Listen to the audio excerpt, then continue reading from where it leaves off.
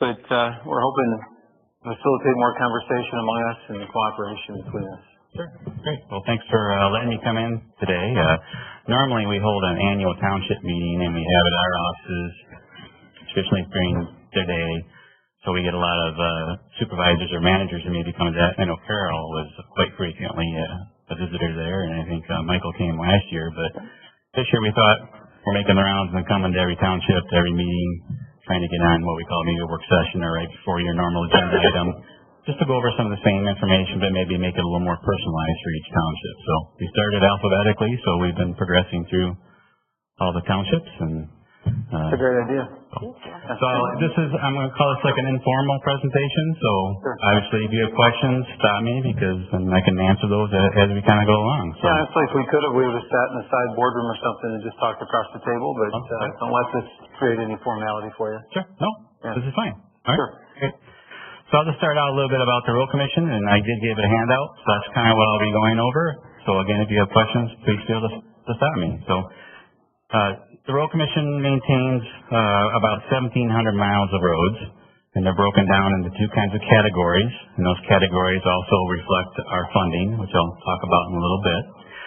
Primary roads, which is Baldwin, Cottonwood, the big ones are our primary roads, and then we have local roads, which would be all subdivision streets. Gravel roads are all local roads, and then sometimes our section line roads. 40th is one. Georgetown has so many primary roads, there's not very many local section line roads. But if you look at the list, we have 426 county-wide primary roads, and Georgetown has 52, and that is the biggest of all the 17 townships. Also, of the 1,270 miles of local roads, Georgetown has 171, and again, that is the biggest, primarily because of all your subdivisions. If you do look on there, you have 143 miles of subdivisions, and that's growing every year. Eventually, you'll probably run out of space, so I don't think you'll have any more subdivisions, but you still have some areas that are potential for growth. Every year, we report to the state what our mileage is. So we get so much money for primary, so much for locals, and then what we say is we accept it as new roads. The road commission right now is not building any new roads, so it usually comes from development, subdivisions, and last year we took over 7.3 miles of additional roads, and Georgetown was 3.2, again, the biggest of the townships. Bridges, we have 136 countywide. There are 10 here in Georgetown. In fact, one is wrapping up construction as we speak. That's on Berry Street near the county line. Culverts, we have a little over 3,000. There's 151 in the township that we know about. Last year, we had a grant where we went out and actually inventoried every culvert. We were able to take photos, get a condition rating. So that was valuable information. And we tried to, on the resurfacing jobs, replace those. And then on the bigger ones, we try to do a couple every year as needs arise. Of course, every spring there's one that we thought would last a few years, and it gets put on the list, immediate replacement. So next, let's just talk a little bit about the funding. As I told you before, our primary roads is about 25% of our system, or 25% of the county system, and locals are 75% of the system. Well, our major source of funding is called the Michigan Transportation Fund through Act 51. You've probably heard that many times in the news. Essentially, that is the gas tax that you pay at the pump. A portion of that goes into there, about half. And then your registration fees makes up the other half of that pot of money, and it gets distributed to MDOT, the cities, and all the road agencies. Roughly 39% of all that money goes to the 83 road agencies. And based on the number of primary miles we have, we are anticipating 19.3 miles of revenue for that 25% of the system, and $8.5 million in revenue for the local miles. So you can see there's a little bit of disparity on the miles versus the type of road and revenue types. And that's why we are fortunate to have contributions from the next category of the townships to help kind of facilitate that disparity. And that's what we've asked for the townships to help contribute on the local side. We've never really asked on the primary side. We have federal aid sources and also the revenue from the MTF. So subdivision resurfacing has been a big component from all the townships to contribute. This year we're looking at roughly about 8.3 million from all townships, and I think that's the biggest that we've had of any of the years that I've been at the road commission. We also have a countywide road millage that was passed in November of 2014. It didn't get put on until the winter taxes of 2015, so we didn't see the money until February of 2016 to start construction. And I will go over that a little more detail of the dollars that we have. But really the program, when we met with all 17 townships, we had 17 different ideas on how that millage should operate, because some of the townships have a local road millage. So they didn't want to have something compete. They wanted to keep those local road millages that they have for whatever plans they have.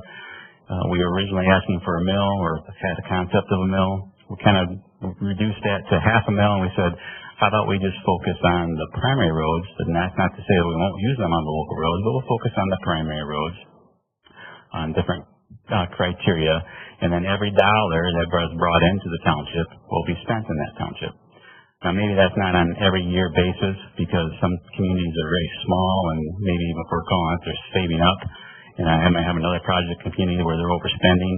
But overall, for the 10-year life of that, we're making a commitment. Every dollar that's in will be spent in that township some way or in some manner. And we have essentially 10 or 17 different checkbooks that kind of account for all that revenue. Then the last category is our federal and state grants. Primarily work with the Grand Valley Metro Council, our neighbors over here, where we apply for grants to get on, and mostly on our federal aid system. And this year we're looking at about $6.2 million in additional revenue for that. So our overall budget this year is $42.5 million. What comes out of that budget is the next category, which can kind of dictate on what our programs do, and that's winter maintenance. So you can see we had a budget of about 2.7 as of April 1st, and we did have a few events after that, if you can believe. In April we did have a few snow events, and we do put out sweeping that we're cleaning up in the winter, but we're not going to be substantially over, so I don't envision it hurting any of our programs for this year.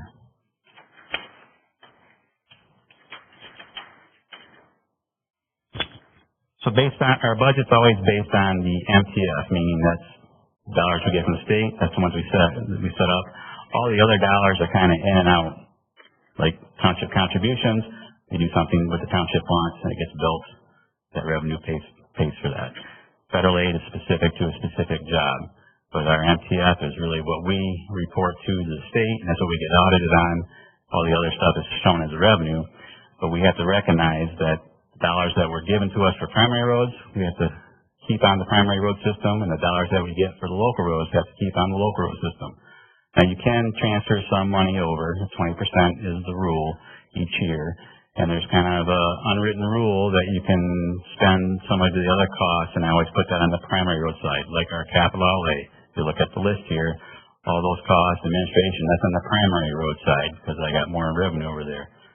The local road side is all surface treatment, it's all construction. So every dollar on the local side is something to do with something on the roads on that side. We try to balance it off that way the best we can, and we've always carried over some dollars from the primary road fund to the local road fund, and this year it's a little over $1 million. The bottom half of that sheet, just to give you a little perspective of improvement costs on average. If you take in the MTF on the primary side, deduct some of those non-surface treatment related items, such as capital outlay and all that, we have about $7.2 million that we're going to have in treatments. You divide that by the 426 miles, that's about $17,000 per mile that we have for the year to do maintenance and improvements on our roads. Likewise, if you look at the local side, 9.6 million, and divide that by 1,270 miles, we have about $7,600 per mile to do all the work that we want to do on. You factor in winter maintenance on that, you're obviously taking more chunks out of the way. And then I'm not going to go over all these different costs just for your use, that you start to do one or two of these treatments and the money goes fairly quickly.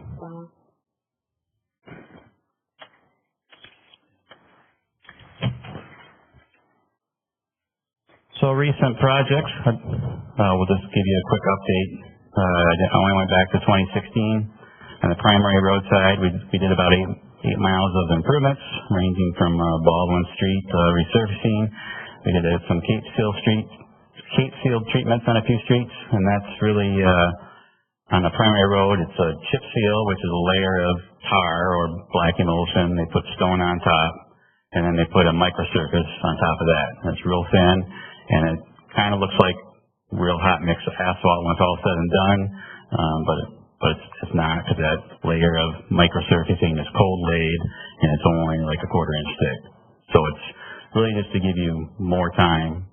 It's a lot more economical, but it's to keep the road in the best condition it can for another 7 years or so. Then of course, in 18, we started Cottonwood Drive and hoped that it would be completed. Obviously the labor dispute and the weather kind of dictated that. Hopefully this week it'll be wrapping up, but I guess we'll all believe it when we see it, right? The plant broke down today. They were supposed to finish up the approaches, and I believe there's 3 sanitary manholes that have to be lined. I guess they can do 1 a day, so that's doable within the week. And Thursday they're scheduled to be painting.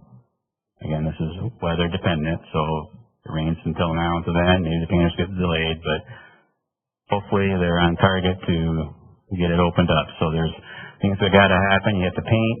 We got to take the bags off the signals, and they got to retime all the signals. So it's not just you paint it, you should open up right away. We want to make sure that the signals are all operating right and everything is kosher before the barricades are removed.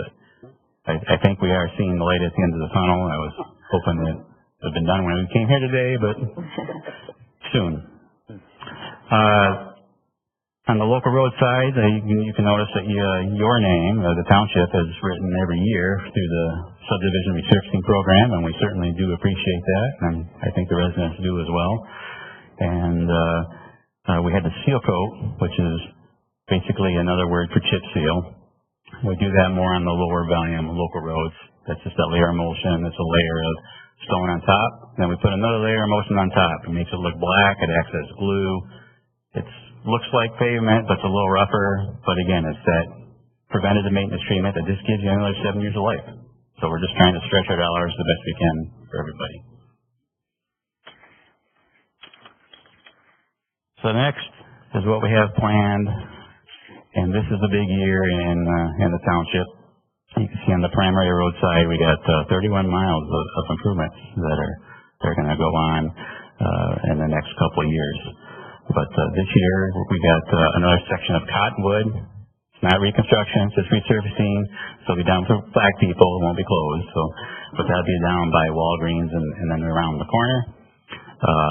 A Baldwin Street, that 1,000 feet between Myers and the new intersection was never really done. That's going to be done. It'll probably be done in a couple months, and I think they're talking about it at night. Right. But I don't have a commitment on that. It's going to be at night, but it's only 1,000 feet. But that section will be done to the whole corridor now with the other section of Baldwin that they're doing. That again was supposed to be done this week. Again, weather pending. Then we have 36th Avenue. That's on the schedule as well. We bid that early. And then 40th Avenue is down on the local side. Carol made a nice pitch for that one, and that is one of the ones that actually will be, I'll talk about in a minute, be our millage project. It is a local road, if you can believe that. It does have a lot of high traffic on it, but it's considered local, but we thought that was a good candidate for the millage. So you have a lot of work coming up this year in the Georgetown Township area. Highlights for future is another piece of the Cottonwood Drive. It will not be 5 lanes, it'll be 3 lanes coming up in 2021. Also then Fillmore Street around the corner in 22, so you're going to see that whole corridor, see some good necessary treatments kind of coming up. And again, we probably will look to see if the township is interested in enhancing any of those projects, kind of like you did on Cottonwood and some other projects that we had. So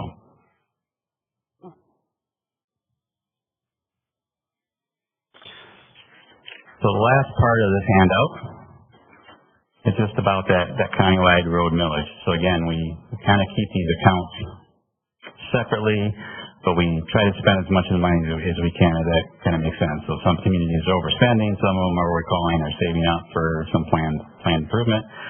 But we make that commitment that we're going to, every dollar that's in here will go to some type of construction that's thought out through our process. So we do this as part of our strategic plan improvement process. It's usually, we have a public hearing at the end of September with our budget, but we try to shoot that off to the townships, usually by the end of July, beginning of August, and we can get written comments, which is what Carol did on that particular case, and we do get some public input on that, and that's what we base our final decisions on.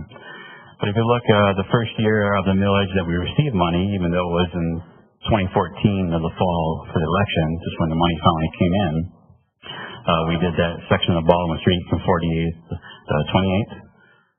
We actually had a lot of big savings on that job, but so you can see there's the actual millage that we received, the actual cost, and originally it was shown as a negative, but you actually had a plus, so that plus carries over.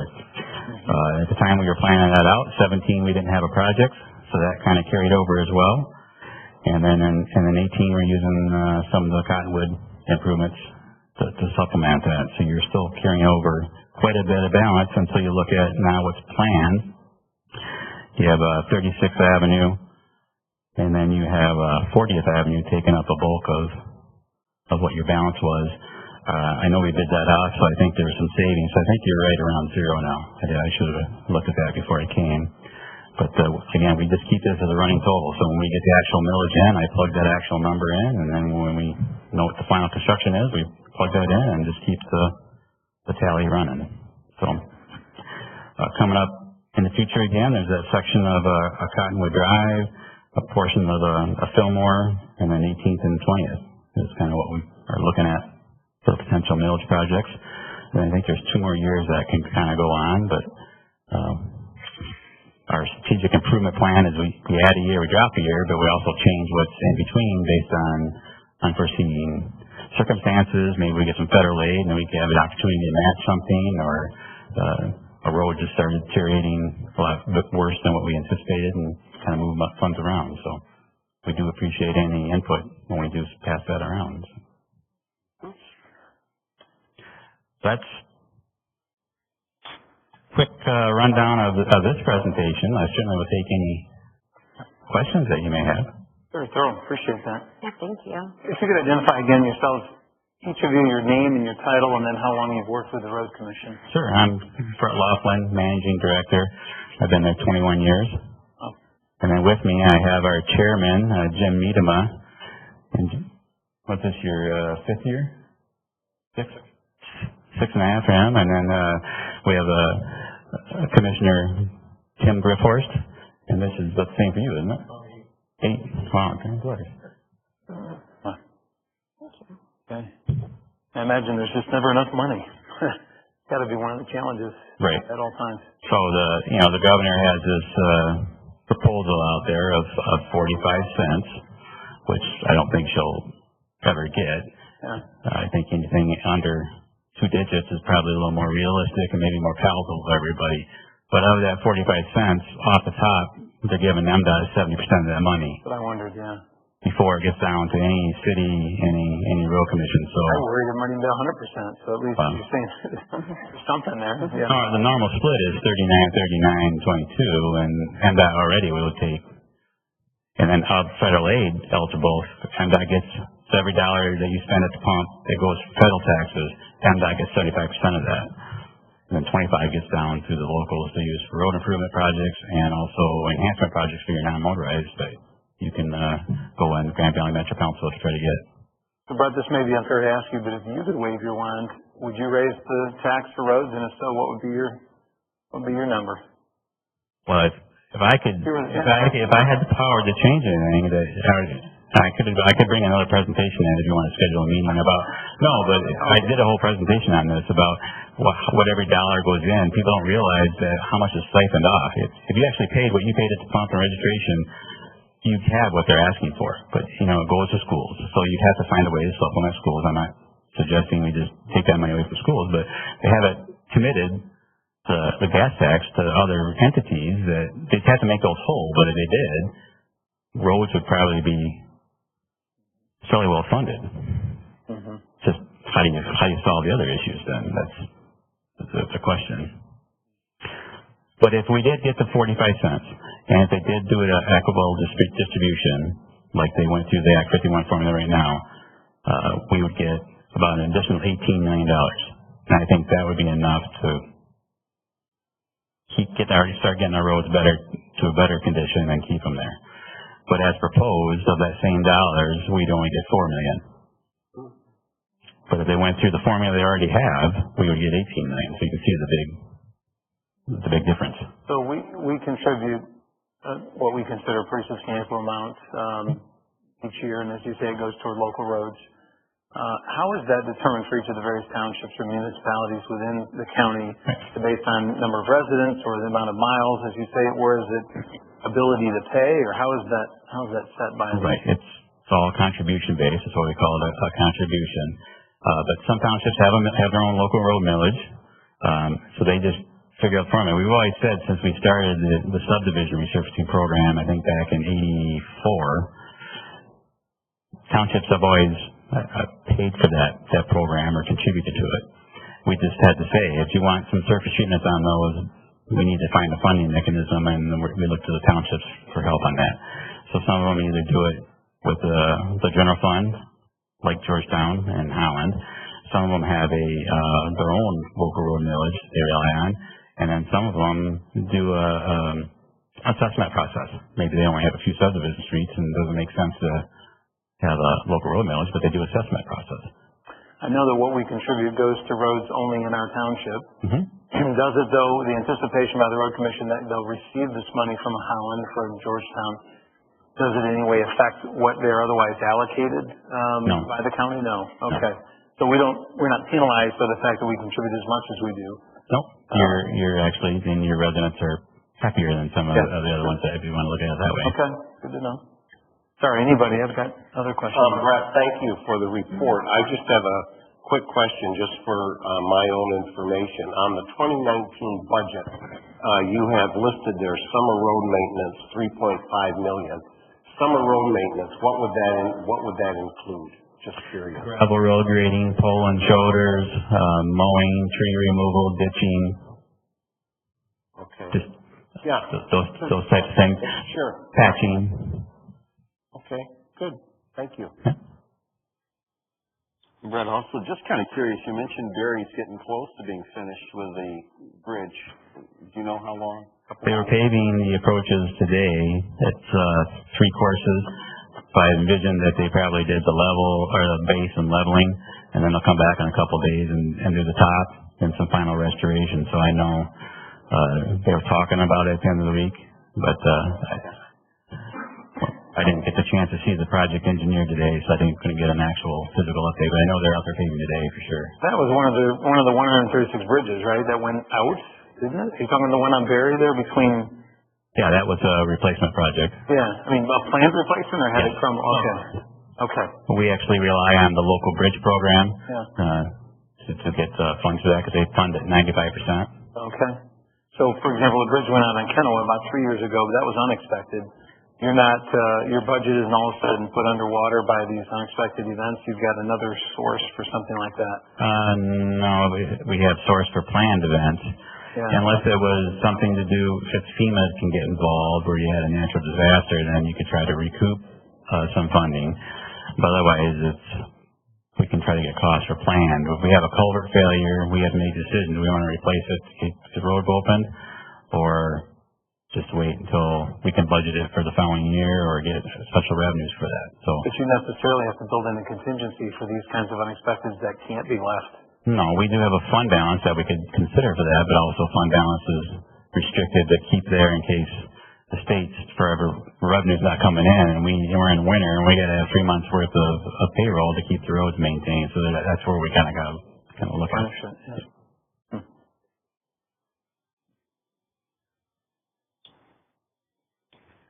You know, I keep thinking with all the new subdivisions going in, and you see the traffic, that heads down our main arteries, which you would call primary roads.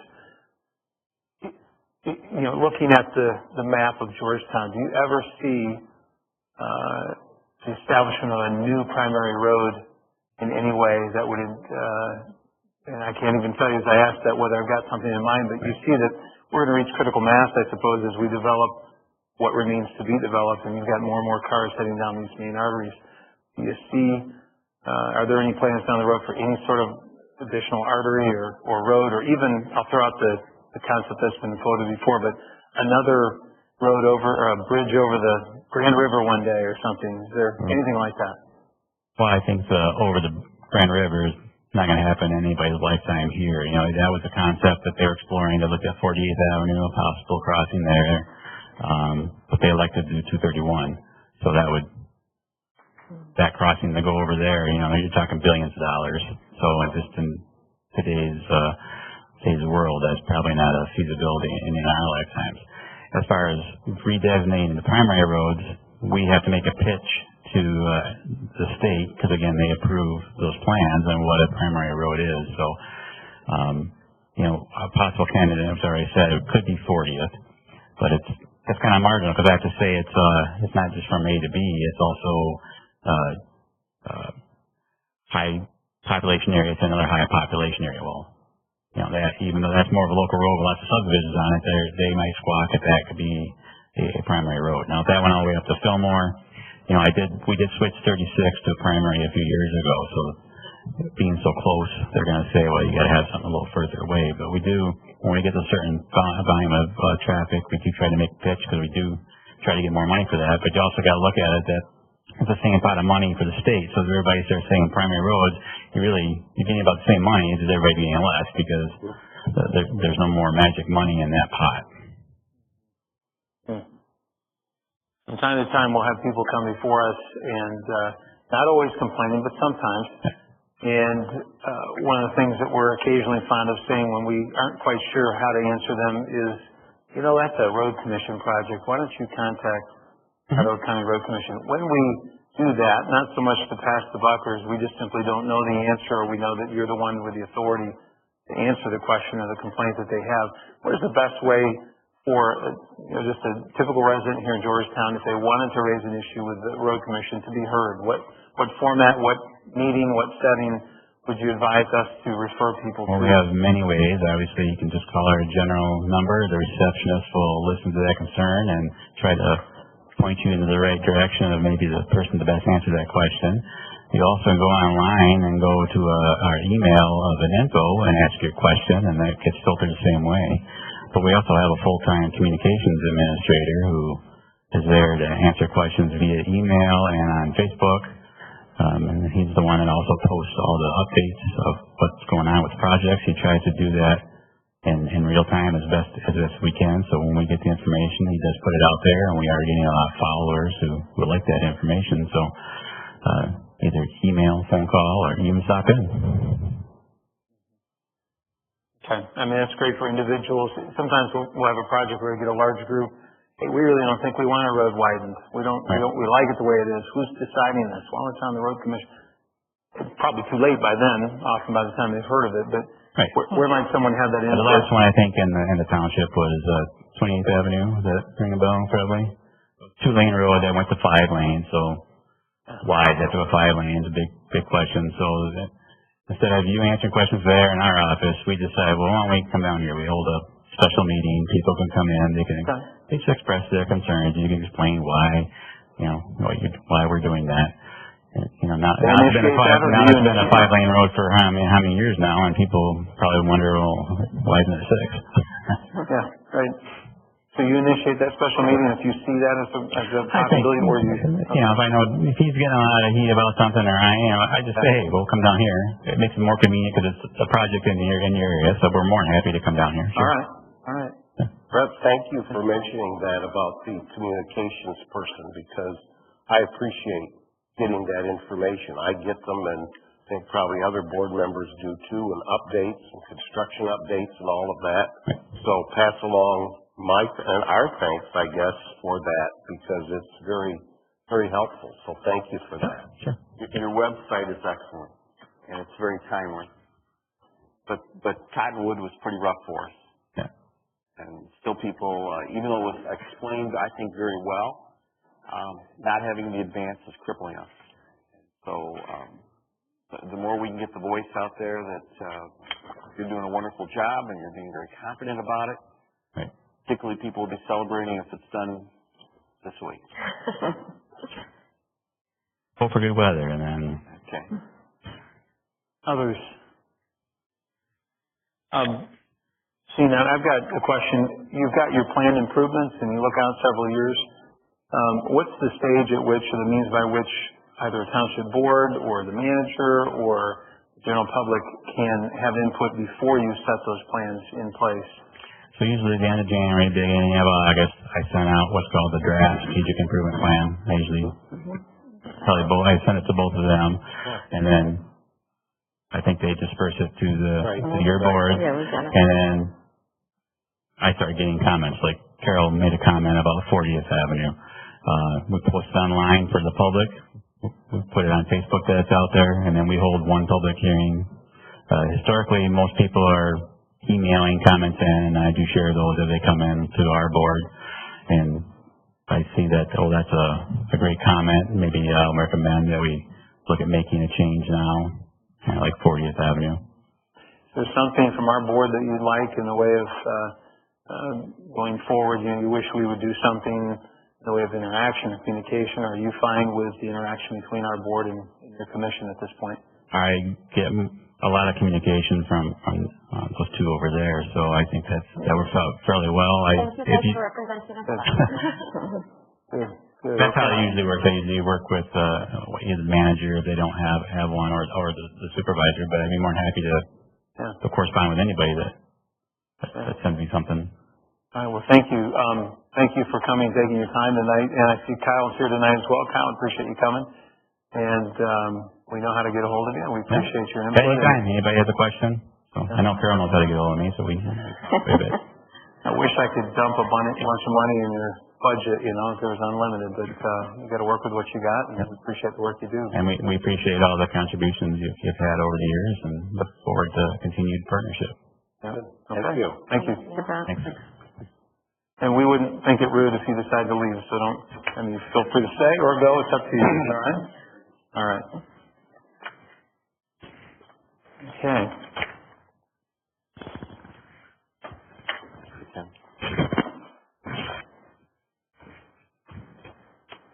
All right. I know we've called the meeting to order, but we've not had our prayer for guidance. John, would you prepare for us tonight? You bet. Thank you.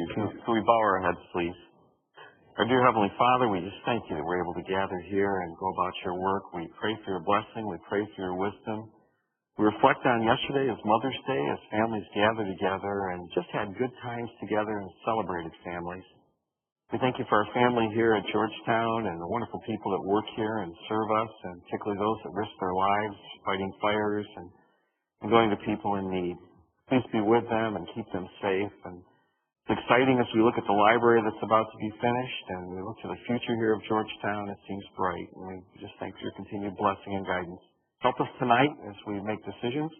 In your Son's name we pray. Amen. Amen. Thank you, John. Please stand for the Pledge of Allegiance.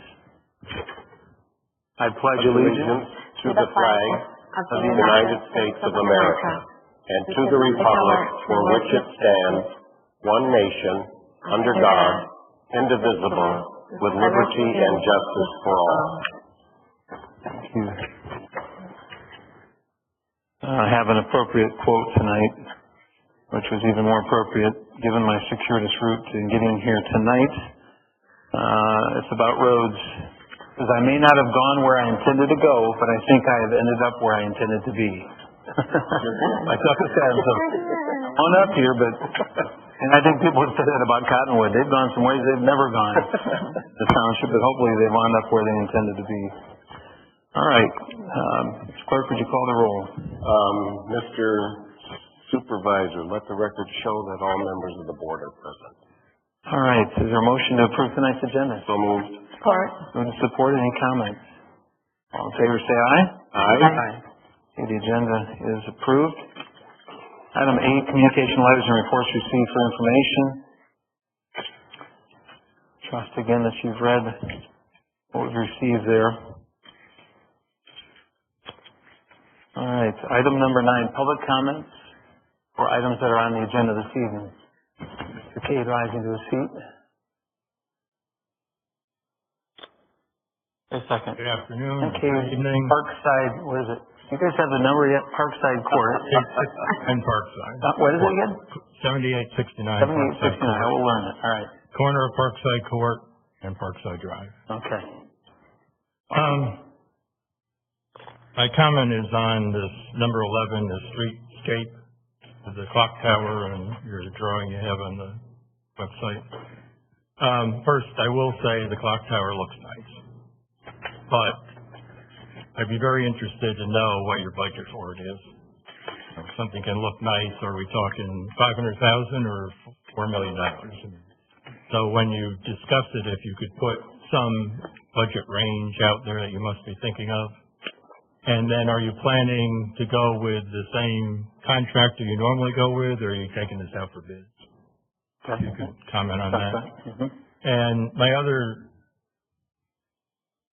is any of, I guess the tower is 18 feet, and then you show some, or this picture shows some trees that are pretty close to that lake. Is there any way that that's going to interfere with the view of traffic?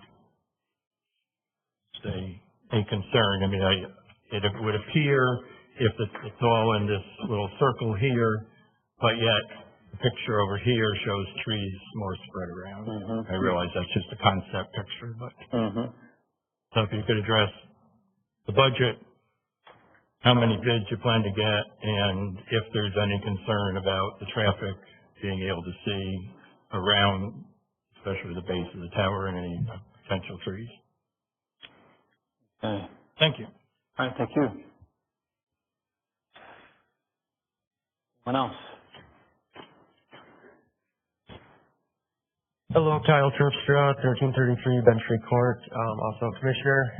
Just a little update from the county. There's really not too much going on. We just had our strategic planning and business plan meeting last Friday, so we just got done doing that. Just kind of getting through the year yet, and we just passed a resolution on the Grand River dredging. I don't know if you guys were planning. Sounds like you weren't there. What was your status? I was in Florida. So, are you guys planning on doing any stuff with that? We'd like to take up the discussion here, yeah. Okay.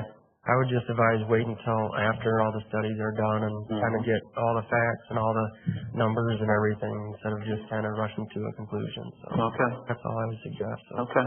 yeah. Anything else you guys would want to report on next time or anything like that? Curious to know your perspective on that dredging, so I appreciate that. Yeah. Yep. Yeah. Anyone? All right. Thank you. Thank you. Appreciate you coming. All right. At this time then, item number 10, our consent agenda. Is there a motion to approve that consent agenda? I would make the motion to approve the consent agenda as presented. Support. Moved and supported. Discussion. All right. If not, all in favor say aye. Aye. Opposed, same sign. And it is carried. So item 11, the Baldwin streetscapes. We were just hearing from Mr. Cade about a moment ago, and that each of you has both today as well as previously received concept drawings for is there a motion to place before the board the possibility of approving the authorization to continue with more complete construction plans. Mr. Chairman, I'd make the motion to approve authorizing the superintendent to continue to engage M.C. Smith and Associates to develop complete construction plans based on the drafts presented for the properties located at 60 Baldwin Cottonwood Drive, Baldwin Street intersection, as recommended by the Finance Committee. Support. And moved and supported. The matter is now on the table before all of you, and welcome debate and discussion about that. Anywhere? Yeah, I've got a number of questions. So the first one is, the motion to continue to engage. Does this mean, is this part of that 15,000 that the board voted on, or is this in addition to that 15,000? This would be in addition to that, I believe, right? Yes. Basically, the concepts are what the first part is, and I'm not sure how much we spent. That was a not to exceed. But the next step would then be to get actual construction drawings so you can answer some of the questions about sight lines. You have to take some soil testing of the site. There's no survey. We have to get a survey to see what the elevations would be if this is the kind of plan you like. But before you advance on those next steps to kind of get better cost estimates and set a budget, which Finance Committee will have to work on, you need to decide, do you like these concepts? And if so, let's develop them in a completed plan. And so we can go and get more accurate prices. Because a lot of change is based on what you do. And if you don't like the concept, then of course you'd want to change course earlier as opposed to later. Yeah, I'd like to hear from the board and let you continue, Michael, about whether to do something, whether you like what's been proposed, you like something different, and then of course the financial end of it. But I've had opportunity to sit down with MC Smith or taken a chance to do so, and so I feel like I've had some input or some thoughts about it, but I haven't heard from the rest of you, and neither has the whole board. So what are some of your thoughts about those three areas, whether or not you'd like to see something? If so, do you like the concept? And then I'm sure there'll be discussion as well preliminarily here about cost.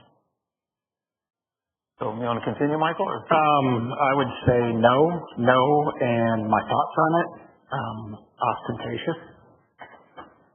Okay. I mean, my daughter had a lacrosse tournament in Forest Hills the other weekend, and we were driving through Ada, and I saw they had a little area on a corner on, I think it was Knapp Street, and it was very, very, subtle, nicely done. Just a small little, maybe 18-inch pile of rocks, and then just a subtle Ada Township. And I'm like, well, that's nice. They got money.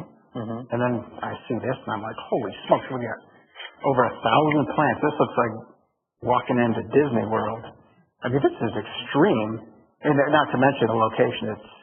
Thanks for visiting Georgetown as you're leaving, or you're expecting people to look across when they're just getting off the highway and look across and stare at that, which I would think just right there just doesn't make sense. It'd make more sense to put it down like river or something after the sewage, instead of across from the sewage plant, down a little bit. Mm-hmm. But just the cost too. I mean, I saw it on tonight's bills in the consent agenda. I think it was the second installment to MC Smith, and it was roughly $5,800. I think if I remember right, last time it was 56 or something.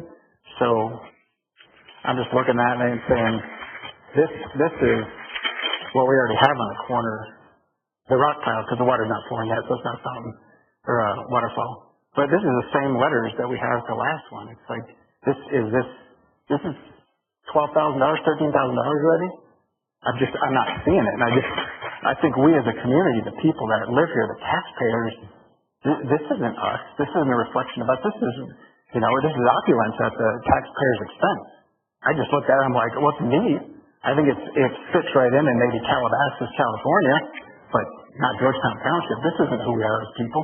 That's the kind of feedback. I recall when we had the proposed township building down there, that was some of the different opinions that went on and say the concept being looked at, did that fit us or didn't it fit us? That's a fair discussion, a fair point to raise. Now, if I heard you correctly, Michael, you would say you'd rather not see anything at all because it was a no and a no, but if there's going to be something, you want to see something more modest. Fair statement? Yeah, and that's just it. Is it even necessary is my whole, and especially, I mean, we're supposed to be doing belt tightening, and what blew my mind, I asked Dan after services, did anybody in finance ask how much this is going to cost? No. Are you kidding? Nobody asked, and that's my always thing is like, first of all, how have we gotten to today without whatever this new spending project is? And then my second question is, how much is it going to cost us? Yeah. And that's the big one, is to even be at this point without getting ballpark. I guarantee it's going to be in excess of $1.5 million for both of these. You know what? I'll say that the question was asked about a range, and I may be mistaken. I can't even recall whether it was in the finance committee or the meeting that I had separately from that. But I want to say it was a wide range because we weren't sure, like $500,000 to $1 million. But I can't say for certain. The point is, it was at least, hey, can we start to get an idea? I'll speak to the Chicago Drive. If you remember, that landscape improvement was about $750. If that's comparative at all, or if that at least gives people an idea. I don't, when I heard maybe someone mention, did I hear $4.5 million tonight or something? What was that? It was said somewhat in jest, but even when you say $1.5 million, I don't figure it coming near, what you're talking about, a potential $1.5 million. But I do think that we have to be prepared, as we did previously on Chicago Drive, to probably spend a comparable amount. I mean, that's just me. From what I gathered, probably it's not going to be cheap, even if we look at what people want in terms of how modest or how grandiose. It's something, obviously, that needs to be drilled down into. But what about others of you? I mean, does anyone share Michael's opinion that we really don't need to do anything down there, or you'd prefer not to at this time, maybe at a later time? Well, let me jump in, and you asked 3 questions. Yeah. And this board voted to have the money, I think it was, what was it, 15,000 or whatever the number was, to get some ideas for what could be done. Those places, the board voted to do that. So the answer to your first question from me is yes. The answer to the second question is also yes. And I do like the concept drawings. Now, I think the motion that's before us, as Dan said, would get us to the point where we would know, okay, this is going to cost too much. We can't. But I think I'm in favor of going forward, at least to look at, okay, what are those costs going to be, and then making a good decision. But as to the board voted to get these ideas going, and I think I haven't changed my mind about that. And so that's where I am. I agree with Rich, and I think we're looking at options, and we don't know because they don't know. But as they look more at detail and elevation and so forth, they'll be able to give us hard numbers. I think it's important that we have, as people enter our township, it's positive. And I think we've seen that down by the Veterans Plaza. It's lifted that entire area. You had Section 8 housing across the street. A lot of money now has been put into that area by the local merchants. And I think much of it's due to the Veterans Plaza going in there. This type of thing tends to be an incredible positive. When you look at Cottonwood and Baldwin, that is going to be one of the hottest areas in our community. What's put there will be there for many, many generations.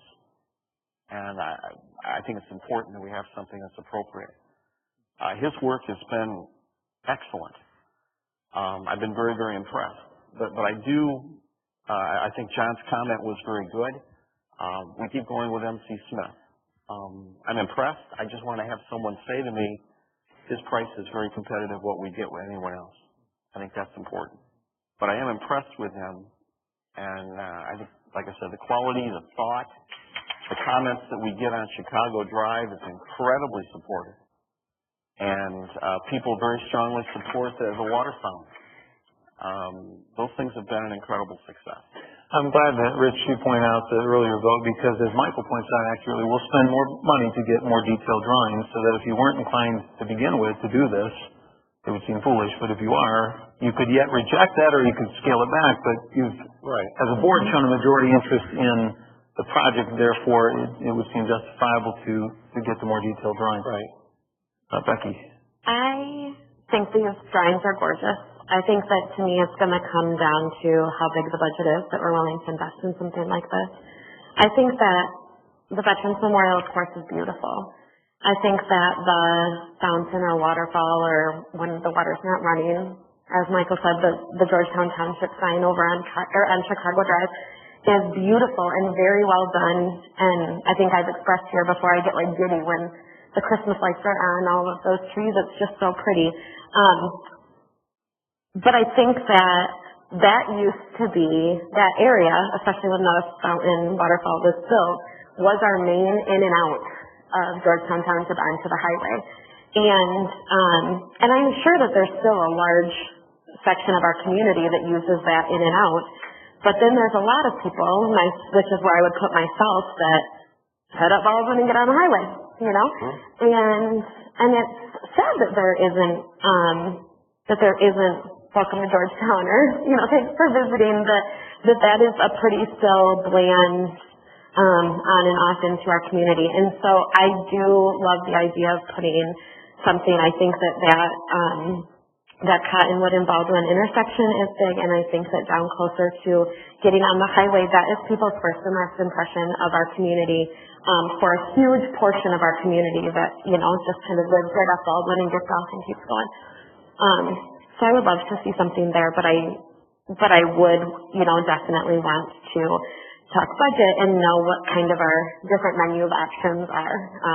Kind of the most expensive you can spend and do all of these grand, beautiful things. If we say, whoa, that's way too much, I would want to know in what ways we could scale it back. But I'm in favor of moving forward and continuing to ask questions and get information and kind of wrap our heads around how much this is going to cost and how pretty it can be on a budget. Thank you, Becky. Jason. Those are great points. I would echo Becky and say that in the past when these kind of things come up, my initial thought is, why are we spending that kind of money? And then when these projects get done, it's like, wow, that's beautiful. It's amazing. You get a sense of pride driving by. This is where I live. And driving through other communities, when you drive through a community that has those kind of things, you think, wow, this is nice. This is a nice place. Versus, I've been driving through a lot of towns in Indiana, and you go through a gorgeous neighborhood that has all kinds of these things, and you go to the next town and they don't have any of it. You think, it must be rough around here.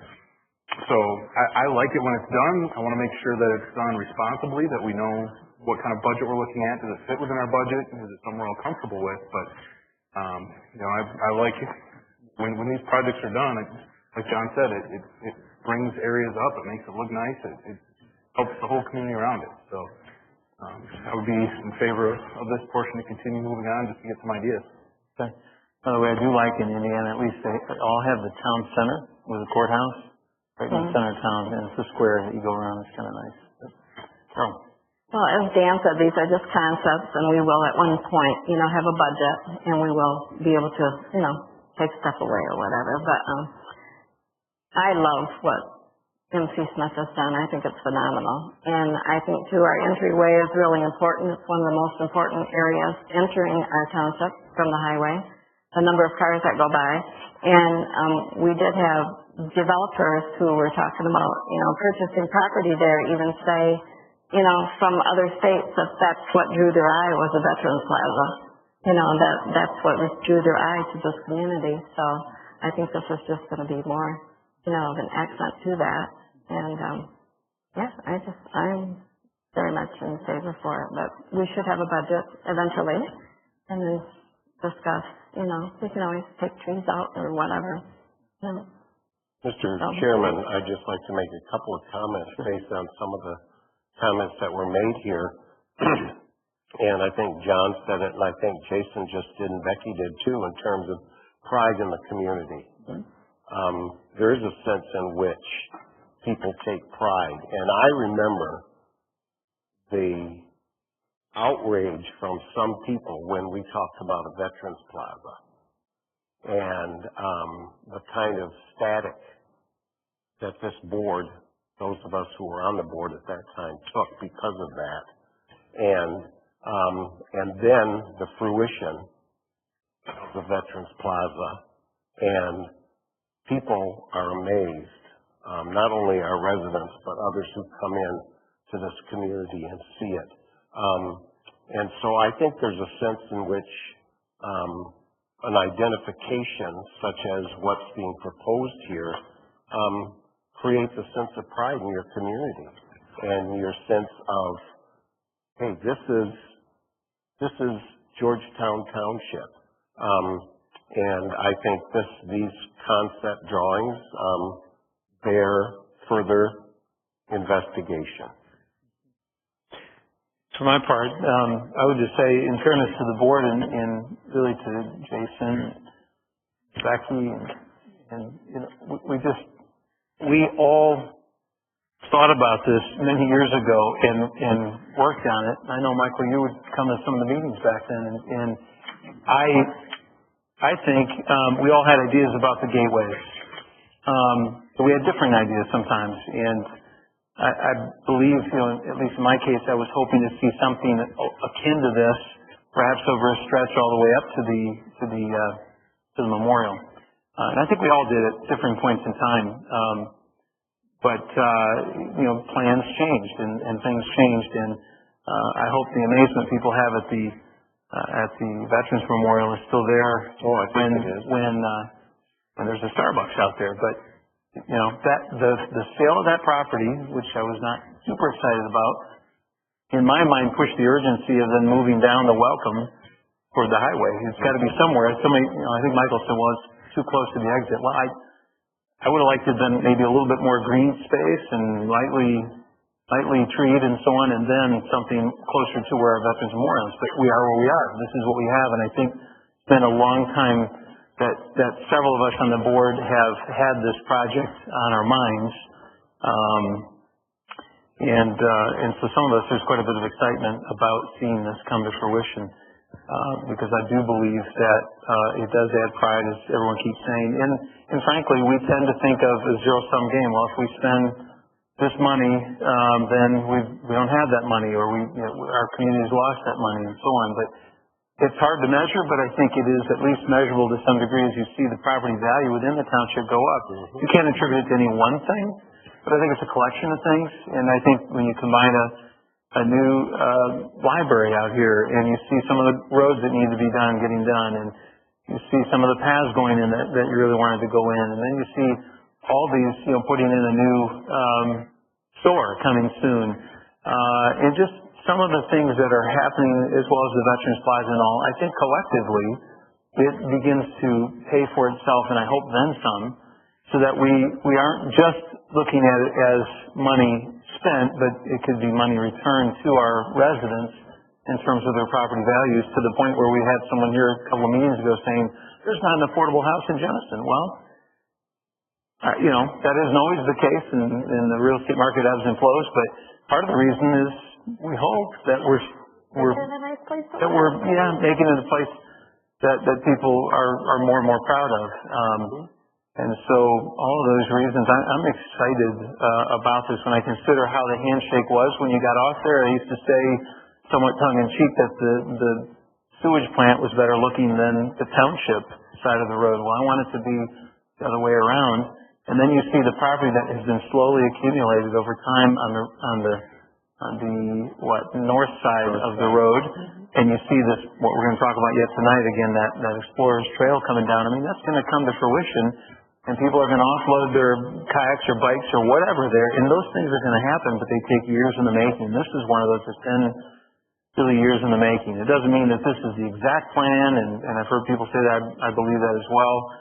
But it's a really nice plan, and I think we should be careful when we do come to that point in budgeting that we don't tack too heavily, because I think of MC Smith is a very good performer, but they're also the ones who did the Hudsonville improvements, and they'll tell you that, you know what, we had a certain budget, and we have our walls, our half, ellipse type walls, and they've got cement, even with the sidewalk, you know what I'm saying? So, I mean, and not to pick on them, but they fell short a little bit. They could have done better. They could have done more. And I think sometimes we don't want to be, it's like when you built your own personal house, one of the things they tell you going into it is, look, plan to spend as much as you budgeted for sure. And if there's something where you're sort of waffling, you're going to possibly wish later on it's going to be too late or what have you. So we'll just have to be judicious, I think, that way about not cutting where we shouldn't, but at the same time being prudent. So at any rate, anybody wish to offer up any rebuttal or additional conversation? Yeah, Michael. Yeah, I was just going to say, the other problem I saw with this too is it's taking away from the Veterans Plaza. I mean, that's the eye candy when you come in, so now it's going to compete with that.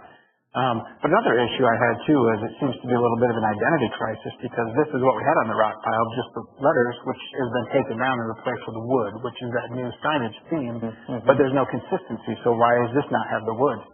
Which I think, and I argued at the time, that was a terrible idea. If you look at them now, they look terrible. I mean, you put wood next to water, what's going to happen? They're not maintained, so they're falling apart. I think they're, 3 years old now? So are we going back to this kind of look, or are we... I'm just seeing it just a little bit of a identity crisis. It just doesn't match. It's not consistent. But then also, and I guess my question is, does MC Smith get a percentage of the total project, or is this just we pay him and that's it? So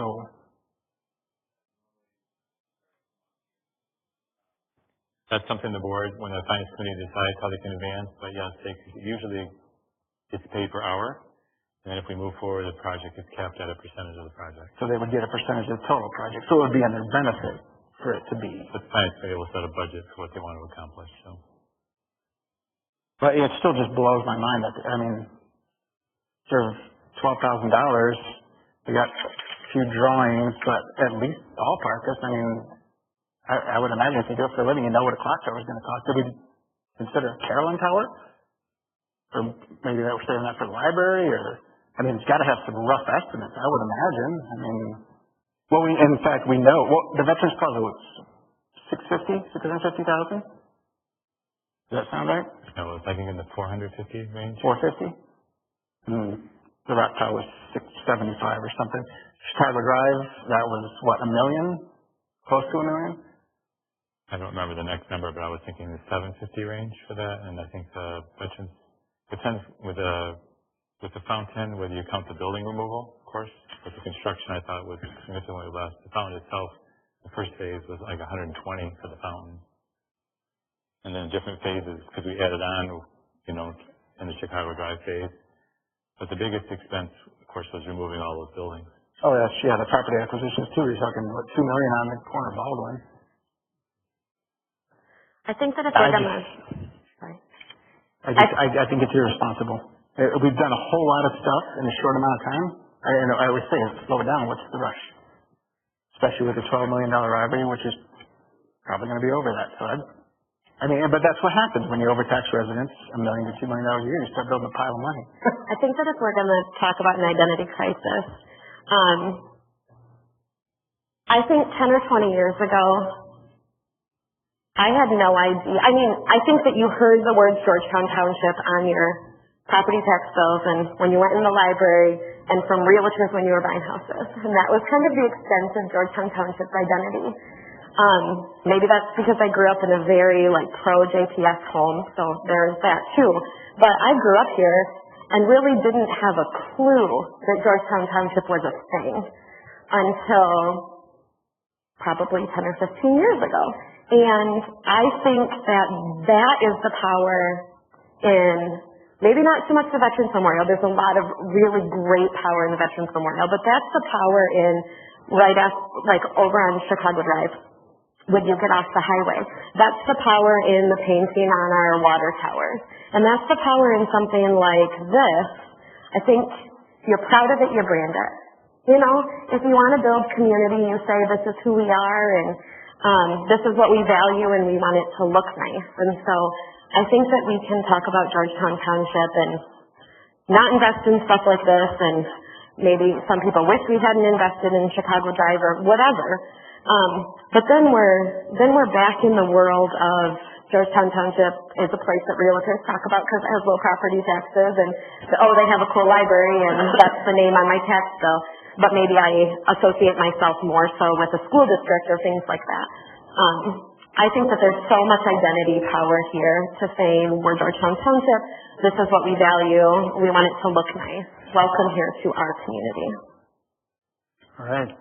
I think if we followed the minority view, love tattoo would still be our handshake welcome to people, which, God bless them, I'm glad they relocated within the township, but that was not the kind of handshake that we wanted. And I think that the community appreciates it. Yeah. All right. There's a motion that's been seconded.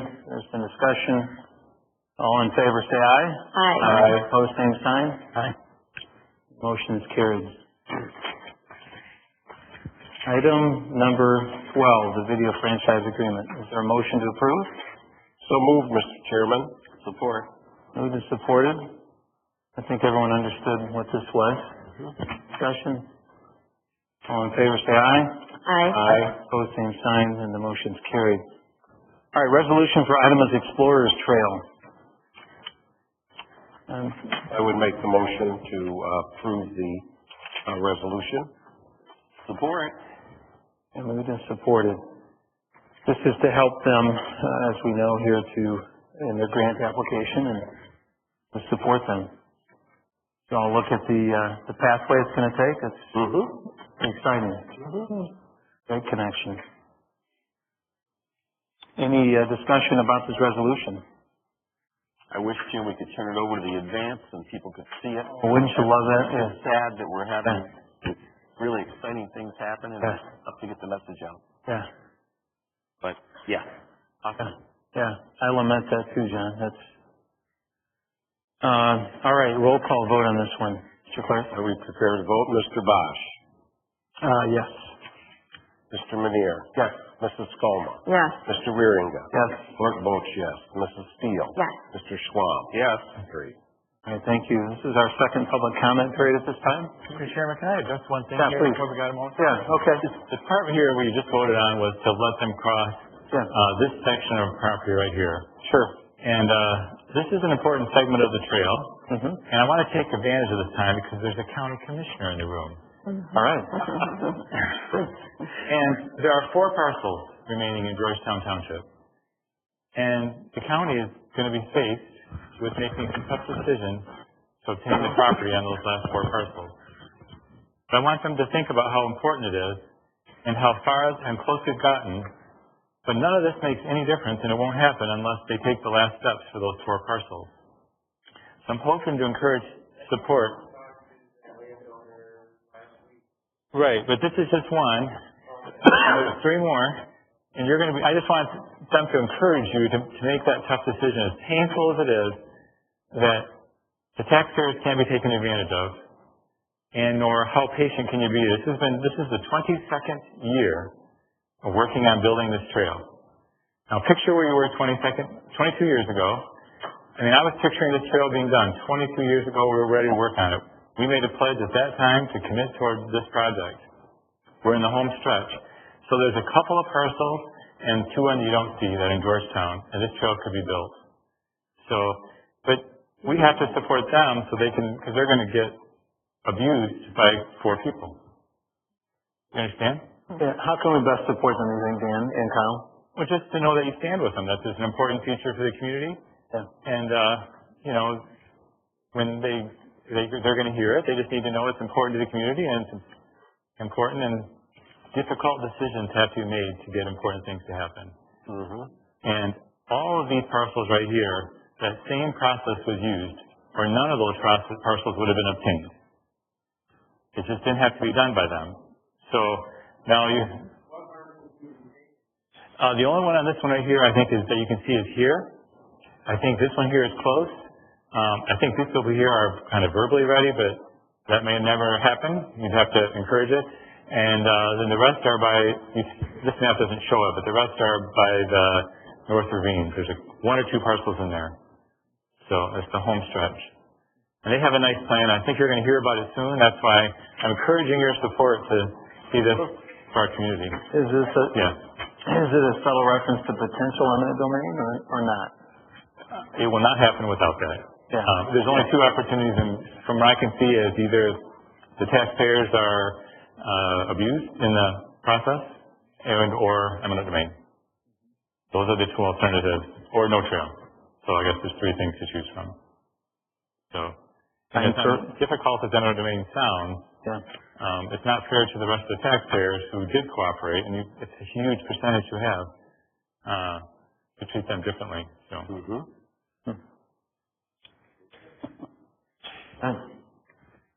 Thank you, Mr. Chair. Got your back. All right, second public comment period. Anybody wish to approach? Yes, Mr. Cade. 7869. Nice. Parkside Court. I am, as I said in the beginning, this looks real nice, but it seems that you wouldn't have told MC Smith 500,000 or 5 million. I mean, some figure. That to me, when my plant manager comes to me and says we need a machine, I expect that he's already done some preliminary work and has a ballpark figure in mind. Not the exact figure, but a ballpark. And that's what I would have expected when tonight one of you would have said, 500,000 or 300,000 or 5 million, depending on your feelings. But okay, you're going to get more drawings and then get some things. Rich made a comment about some people did not like where the Veterans Plaza was. I'm sure he realizes I was probably one of them, wanted it to be at Woodcrest Park. Something that you may not know, it was not me, and I know it was none of you, but around Thanksgiving, there was a couple of people there picking up litter. You guys just let it go. There was couple of bags of litter that was picked up around there, and then somebody, again, none of you, and it was not me, but I know who it was, put wreaths by each of the armed force things.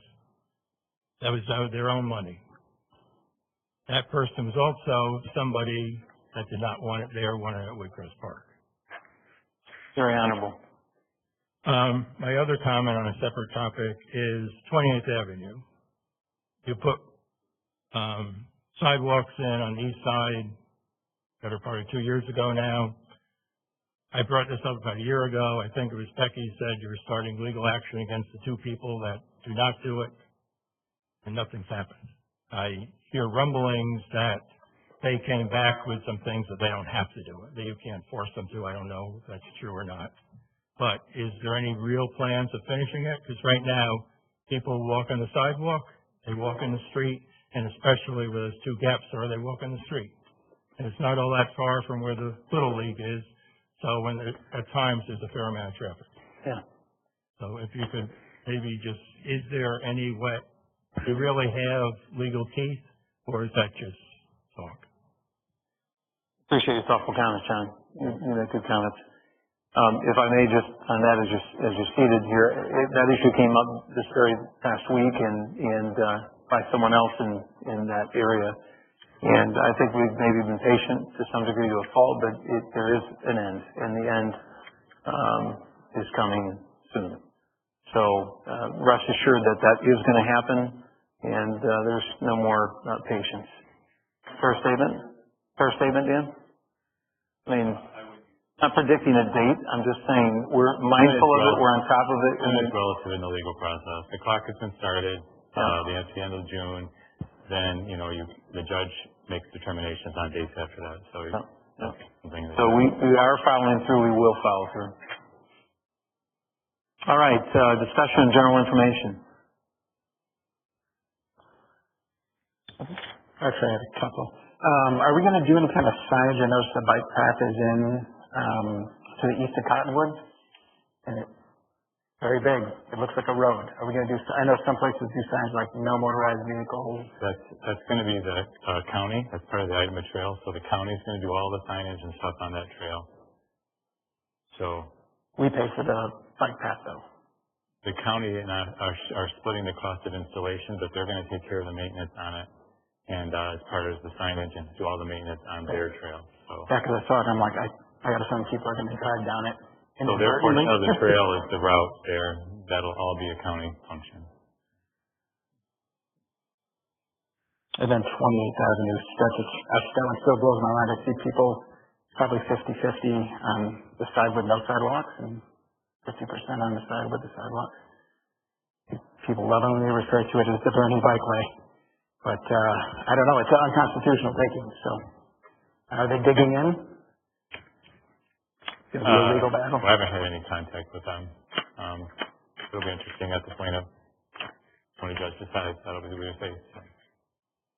I did see a letter from a resident who was across the street, and I always thought that made a lot more sense to put on the other side of the street. A lot more neighborhoods connect to the ball field.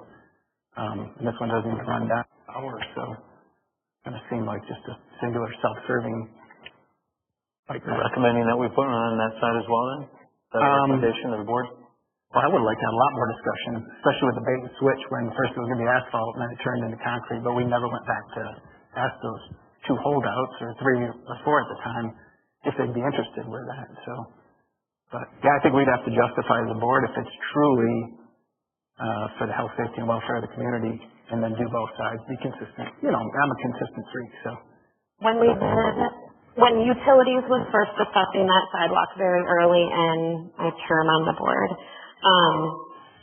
that was a discussion, and it corrects me if I'm wrong, but the cost that it was going to take to put in any sort of sidewalk on the opposite side of 20th Avenue because of how the land and the drainage and all of those pieces, it was not something that felt fiscally responsible, which is why we only went with the one side.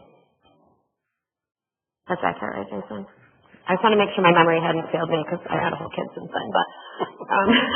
But we looked at both. We were all in favor within utilities, when the conversation started there, we were all in favor of doing both until we started talking about how feasible it was to actually do the Little League field to the side. And it got very, very expensive because of the reconstruction that would need to be done over there. Oh, you guys got quotes for that? What? You guys got quotes? Utilities got quotes for what it would cost to do the other side? I would have to look back into my paperwork because it's been years now. But we had at least ballpark figures of. That's the utilities committee. The issue that came up was just the culvert, which there was a culvert on the other side too, but. I want to commend board members for your communication in the township. I know, and you keep lamenting it too, John, with the loss of the advance. I see different ones of you stepping up your game in terms of making sure to get the word out on different things. Becky, I appreciate your social media presence, and everyone's really, in getting the word out. I'll say one thing that otherwise it might have been pitched through the advance, and that is our concert series in the park. Recently heard is lacking in sponsorships and maybe in jeopardy of being reduced quite significantly. So if you have contacts with either businesses or if you yourself wish to make a donation, Sandy indicated that they're looking for that. I asked whether or not, with the advent of Granville having its own series, had that taken sponsorships and thereby, she assured me that it hadn't. She said that their advertisers are internal to Granville and that ours have primarily been with Johnston and Hudsonville, but I hate to see that go away. It's not going to go away, all right? So if it gets diminished this year, it'd be a shame, but it's not going to go away. So, again, to the degree you have the ability to encourage people, it is a good way for them to get their business name out there within the community. So, and I wanted to say, too, with the Kmart site, I still call it that, I probably shouldn't, but the landscape, some people have taken to calling the lunar landscape or what have you. We've put some recent pressure on the owner there as their plans are being delayed, and in part delayed by what's happened at Aldi's, but not entirely excusable. They're going to be investing some money in some of the internal roads that are there and fixing those up because it's just bad, and it doesn't look good. So, regardless of their timing, we're trying to force the issue with them that they need to do some things sooner than later, and they have indicated they plan to do so. And I think we know that the Payless is coming down sometime soon. I mean, quite soon. And then all these stores coming, so yeah, we'll begin to see some change over there, hopefully. Anyone else? Once again, we'll be having a Veterans Memorial Service, 11:15 on Memorial Day after the parade. So. Thanks for putting that together, Carol. I tried like crazy to get a 21-gun salute this year. It's really hard to get a 21-gun salute. I mean, I called all kinds of people. It was a memory of mine as a child that I love that. Yeah, that would have been cool. That part of it. But maybe one day it'll happen. So, all right. Although I told you the story the last time I had a 21-gun salute, a streaker ran through. So it ruined the solemnity of the moment, certainly. I want to do over. All right. You mentioned about the chamber, and Sandy and Heather do so many things for our community. Normally cost us a great deal of money. Also their leadership. They make so many great things happen. I'm so glad that they merged together. The Granville Genesee Chamber has been a big plus for us. I agree. And I'm going to poke just a little bit on that note. I'm going to poke a little bit at the idea that's been floated before and is still alive, at least in my head. Maybe there's its only place, but somebody who would be a part-time liaison to business, to our community, to PR, to doing things like, I forget her name, Teresa Mendring or what have you in Granville, that, I don't know as we'd be lacking right now in the sponsorships for the Park Series if Sandy felt like she had someone she could call in here to say, can you drum up some support in addition to what the board's able to do in the chamber. So just something to keep in mind still. It's a valuable possibility. Is there a motion to adjourn? So moved. Support. Support. All in favor say aye. Aye. Meeting is adjourned. Thank you.